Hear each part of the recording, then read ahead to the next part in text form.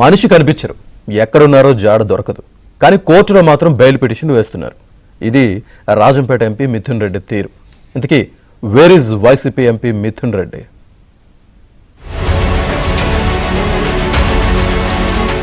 చెక్కడు దొరకడు. కోర్టుల్లో వరుస బెయిల్ పిటిషన్లు. ఇది ఏపీ లిక్కర్ స్కామ్ లో A4 గా ఉన్న మిథున్ రెడ్డి వరుస ముందస్తు బెయిల్ పిటిషన్ డిస్మిస్ చేసే ముందు రోజు వరకు సెల్ సిగ్నల్ ద్వారా లొకేషన్ తెలిసినప్పటికీ ఆ తర్వాత సెల్ ఫోన్లు స్విచ్ ఆఫ్ చేశారు. చివరిసారిగా వారం క్రితం మిథున్ రెడ్డి హైదరాబాద్ లో ఉన్నారని ఆయన్ను చూసిన వారు సిట్ అధికారులకు చెప్పారు. మిథున్ రెడ్డి గ్రేట్ ఎస్కేప్ వెనక ముందస్తు సమాచారం ఉందని సిట్ అనుమానిస్తోంది.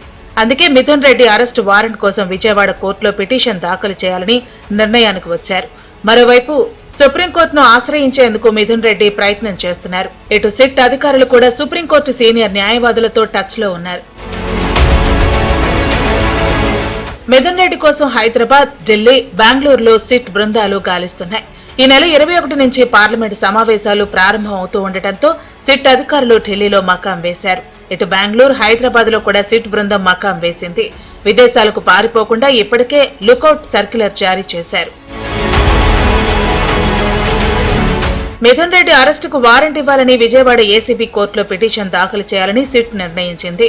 తద్వారా మిథున్ రెడ్డి ఎక్కడైనా కీలక వ్యక్తుల ఇంట్లో తలదాచుకున్నా వారెంట్ చూపి అరెస్టు చేసేందుకు, అనుమానం ఉన్న చోట సోదాలు చేసేందుకు అధికారం ఉంటుందని సిట్ భావిస్తోంది.